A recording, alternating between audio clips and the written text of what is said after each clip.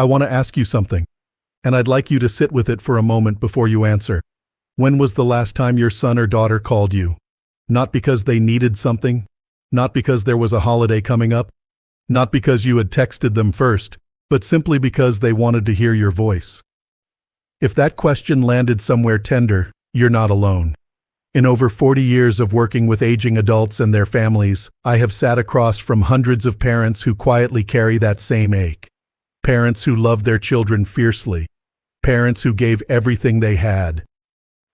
And yet somehow, somewhere along the way, they ended up on the wrong end of a one-sided relationship, always reaching out, always waiting, always wondering. And then there are the other parents. I've met them too. Parents whose adult children call them without prompting. Parents who are spoken about with warmth and admiration. Parents who, when they walk into a room, seem to carry a kind of gravity, a quiet magnetism that draws people toward them rather than pushing them away. What is different about them? I spent years asking that question, and what I found surprised me. It wasn't that they had easier children. It wasn't that life had treated them more kindly. It wasn't even that they were more loving. Many of the most love-starved parents I've ever known were also the most devoted. The difference was something else entirely, something quieter, something they had built inside themselves. Today I want to share 4 of those qualities with you. 4 psychological profiles.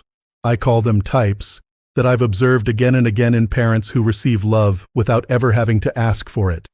These aren't personality traits you were born with or missed out on. They are ways of being. And they can be learned. At 60, at 70, at 80. It is never too late. Let's begin. The first type I call the dignity anchor. Here's a scene that may be familiar. A parent is visiting their adult child's home. Perhaps the conversation takes a sharp turn, a dismissive comment, a cutting remark, a tone that no one outside the family would ever get away with. And the parent does what they've always done. They swallow it. They smile through it. They tell themselves, "It's not worth the fight. I don't want to cause tension. I just want everyone to be happy." I understand that impulse. Deeply. But I want you to consider what that moment teaches. When we consistently accept treatment that diminishes us, without comment, without limit, without any signal that a line has been crossed, we are not keeping the peace. We are issuing a quiet invitation. We are communicating, without words, that we are available for this, that we will absorb it, that our sense of self is negotiable. And here is what the research tells us. Through the lens of Murray Bowen's family systems theory, people in families calibrate how to treat each other based on the signals they receive over time. A parent who has no visible edges, no point at which they calmly say, "This is not acceptable to me," becomes in the family system someone who can be leaned on without care. Not because their children are cruel, but because the system has learned there are no consequences. Now consider the other kind of parent. The dignity anchor doesn't raise their voice. They don't issue ultimatums. They don't punish with silence or threaten with withdrawal. What they do is far simpler and far more powerful. They hold the line, calmly, consistently, and with complete self-possession. I love our time together, and I'm not going to continue this conversation when the tone feels like this. Let's come back to it when we're both ready. That sentence, or something like it, changes the entire architecture of a relationship. It signals something that most of us forget we are allowed to signal. I know who I am. I know what I deserve. And I am not willing to pretend otherwise. Self-determination theory, the foundational work of psychologists Dacey and Ryan, tells us that human beings are wired to respect what has clear, defined boundaries. We trust people who know themselves. We feel safe with people who are predictable in their self-regard. And we are drawn, over and over, back to people who don't need us to treat them well in order to believe they deserve to be treated well.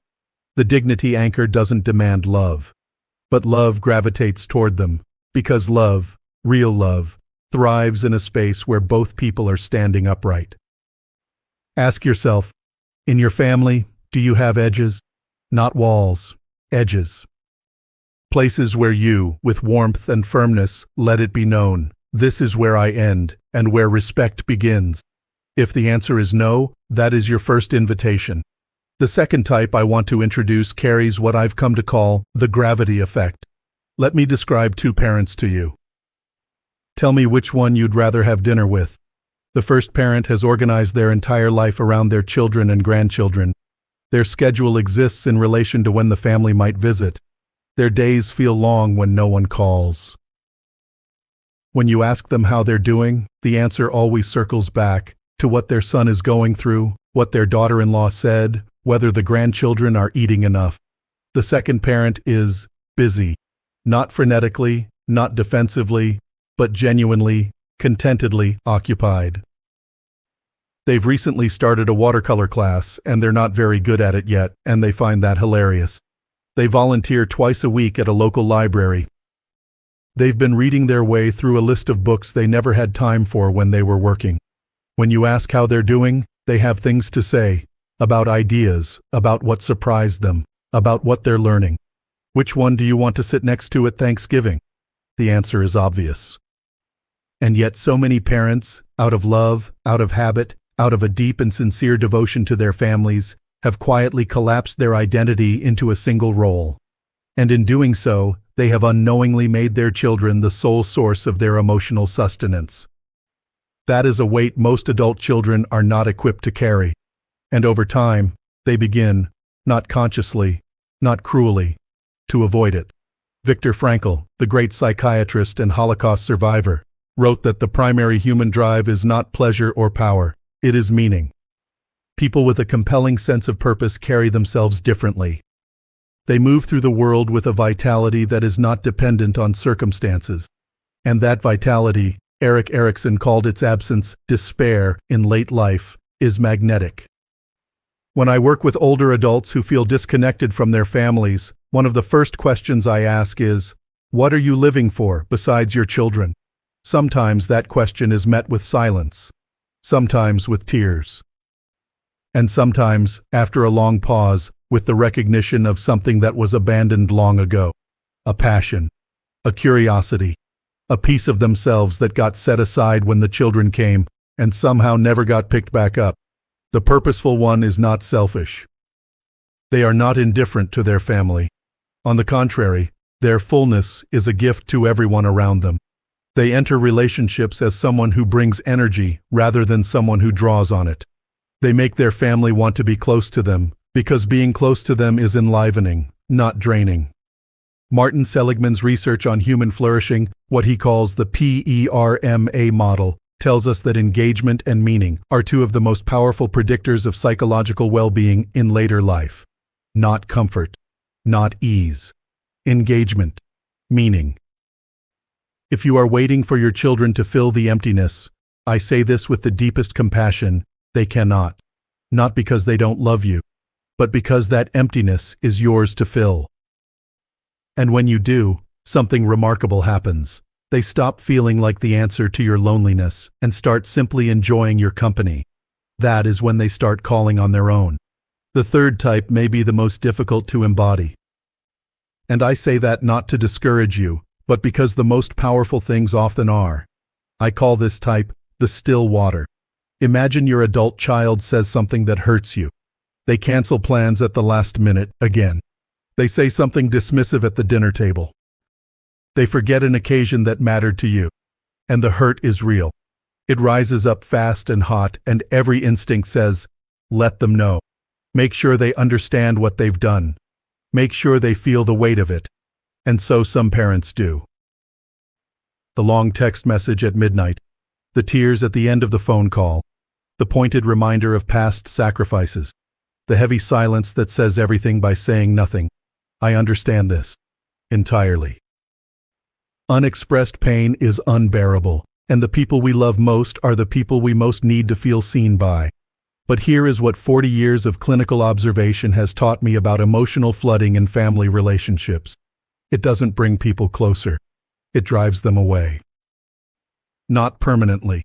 Not because they are cold, but because intensity, even the intensity of love and hurt, creates the experience of danger. And human beings, at a biological level, withdraw from danger. John Gottman's decades of research on relationship stability tell us that emotional flooding, when one person's distress overwhelms the relational space, is one of the primary predictors of disconnection over time, not conflict itself. Flooding. Attachment theory, the work of John Bowlby, and expanded by generations of researchers since, gives us another way to understand this.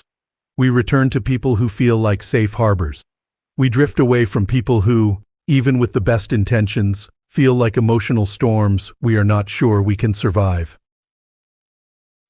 The Stillwater parent has learned something profound. Their emotional response and their emotional expression are not the same thing. They feel the hurt, fully. They don't suppress it or deny it. But they have developed the capacity to let that feeling settle, like silt in disturbed water, before they respond. And when they do respond, they use something psychologists call nonviolent communication, the framework developed by Marshall Rosenberg. I felt hurt when our visit was canceled. I miss spending time with you. Not, you always do this. Not, after everything I've done for you. Not, I just want you to know how much that hurt me, repeated 3 times with increasing urgency. Simply, I felt, I miss, I love. And then, the hardest part, releasing the outcome. Here is the paradox that lives at the heart of this type. The parent who is most able to hold their pain without performing it is the parent whose children most want to soothe it. Because you cannot rush toward someone who is flooding, but you can lean toward someone who is still. Stillness is not coldness. It is the highest form of self-mastery. And children, adult or otherwise, are drawn to it the way all of us are drawn to calm water, because it reflects us back to ourselves without distortion. And now we come to the 4th type, the one that, in my experience, contains the deepest and most difficult truth of all. I call this type the open hand. Let me be very direct with you about something I have observed across decades of clinical practice. The phrase most likely to end genuine closeness between a parent and an adult child is this one. After everything I've done for you. I know why parents say it. It comes from a place of real pain, of feeling unseen, uncounted, unappreciated. It comes from years of sacrifice that were given freely, and that now, in a moment of hurt, feel like they were simply taken for granted. And the feeling underneath it is legitimate. The need underneath it is human. But the effect of that phrase, and others like it, is the opposite of what is intended. Because what adult children hear in that sentence is not, I love you and I'm hurting. What they hear is, you owe me. And the moment love becomes a debt, it stops functioning as love. It becomes an obligation. And obligations, we service them. We don't cherish them. Carl Rogers, one of the most influential psychologists of the 20th century, spent his career studying what he called unconditional positive regard. The experience of being loved without conditions, without performance requirements, without a running tally of what has been given and received. He found, consistently, that people flourish in the presence of that kind of love. And they shrink away from its opposite. Transactional love, love that is offered with the implicit understanding that it must be matched or repaid, creates a specific kind of anxiety in children. They become hyper-aware of the ledger. They feel guilty when they can't balance it. And guilt, sustained over time, does not produce warmth. It produces avoidance. They stop calling not because they don't love you, but because every call feels like another line on an account they can never settle. The open-hand parent has made a different choice. They give their time, their attention, their history, their wisdom as an expression of who they are, not as a transaction with an expected return. They offer without attaching the gift to an outcome. They help because it brings them meaning. They love because love is what they are, not because love is what they are owed in return. And here is what happens when you love that way. People relax around you. They stop calculating. They stop bracing for the guilt. And in that relaxation, in the safety of knowing that your love has no strings attached, something begins to move toward you. Affection, gratitude, loyalty, the genuine, uncoerced desire to be near you, not because you demanded it, because you made it safe for it to exist. Bowlby called this the secure base, the relationship within which a person can be fully themselves because they know they will not be judged, tallied, or reminded of what they owe. The open hand doesn't clutch, doesn't count, doesn't close. It simply stays open. And over time, what you hold out with an open hand has a way of being taken gently, held carefully, and returned with interest. Not because you asked, because you never did. 4 types. 4 qualities. Let me bring them together now, because I don't think they are really 4 separate things. I think they are 4 dimensions of a single way of being, a way I've come to think of as what it means to be a safe parent. S for still. The still water. The parent who has mastered their own reactivity, who responds rather than floods, who creates emotional safety through their own calm. A for anchored. The dignity anchor. The parent who knows who they are, who holds their own edges, who doesn't negotiate away their self-respect in exchange for temporary peace. F for full. The gravity effect. The parent who has a life that is genuinely their own, rich with purpose and meaning, who doesn't look to their children to complete them. E for easy. The open hand. Not easy in the sense of being without depth or complexity. Easy in the sense of being easy to love, because loving them carries no weight, no debt, no fear of the ledger. Safe, still, anchored, full, easy. These are not traits you demonstrate once and then retire. They are practices, choices made in thousands of small moments. The moment you choose to say, "Let's revisit this later," instead of escalating. The moment you pick up a paintbrush instead of the phone. The moment you choose to name your hurt in one sentence and then let it go.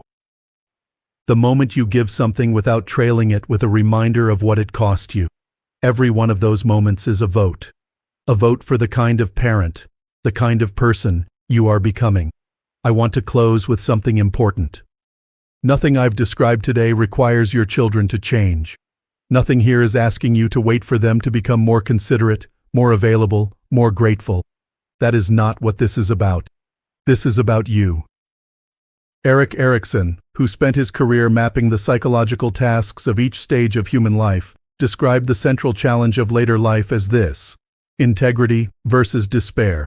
The question of whether, at the end of our lives, we can look back and say, "I lived honestly. I knew who I was. I was true to myself," or whether we collapse into regret. The parents who never beg for love and always receive it are not luckier than you. They are not less hurt or less lonely in moments or less human. What they have chosen, again and again, is to anchor themselves in their own worth rather than searching for it in the response of someone else. And that choice is available to you, right now, today, not to manipulate your children into loving you. Not as a strategy, but because you deserve to live with dignity. And the extraordinary thing about living with dignity is that it tends to invite the same from everyone around you. You are not too old to become a dignity anchor. You are not too late to find your gravity. You are not too set in your ways to discover still water. And you are never, ever, too far gone to open your hand. You have 40, 50, 60 years of life behind you. That is not a liability. That is a treasury. And the people who love you, who may not always know how to show it, who may be caught up in their own struggles and seasons, they need what only you can give them. Not your sacrifice, not your guilt, not your waiting, your presence. Your full, purposeful, dignified, open-hearted presence. That is what cannot be replaced. And that is what, when you offer it freely, will always find its way home to you. Before you go, I'd love to hear from you in the comments below. Of these 4 types, the dignity anchor, the gravity effect, the still water, the open hand, which one felt most like you already? And which one is the invitation you most want to accept? Your answer might tell you something worth sitting with. And if this video opened something for you, there's another conversation I think you're ready for. Next time, we'll be talking about what to do when your adult children only reach out when they need something, and what that pattern really means, both for them and for you. I think you'll find it clarifying. Until then, take good care of yourself. not as an afterthought, as a practice. I'll see you in the next one.